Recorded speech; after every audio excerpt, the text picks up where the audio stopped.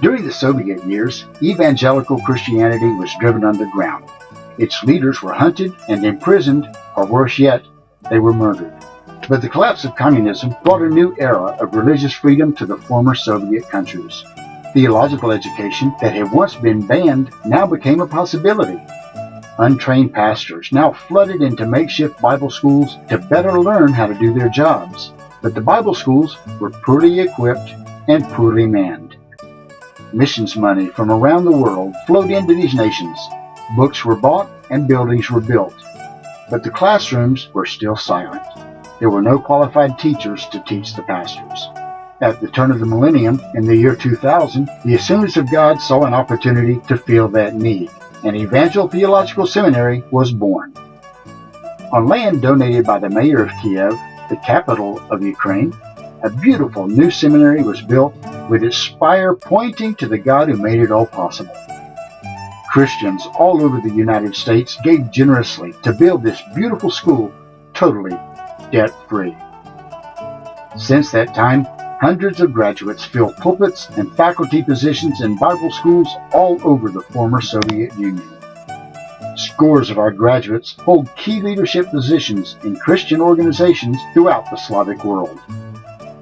But the battle for the souls of lost mankind is not over. There are still millions who know little, if anything, of God's amazing love.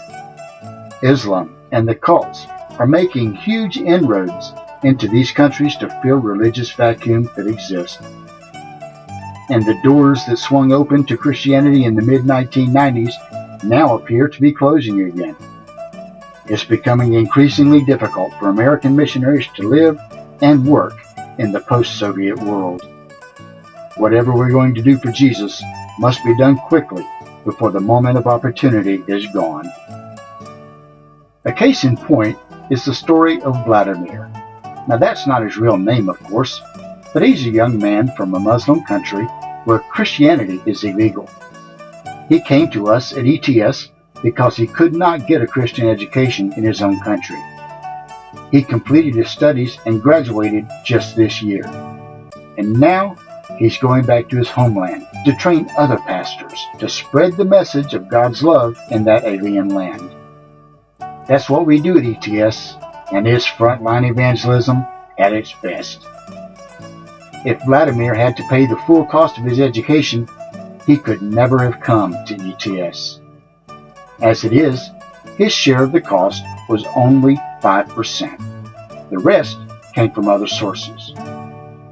We believe that it's time to turn the seminary over to the Pentecostal leadership of Ukraine.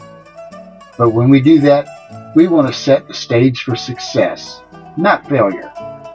Our endowment fund, made possible by the generosity of several American donors, currently provides 40% of the revenue needed for our school to operate.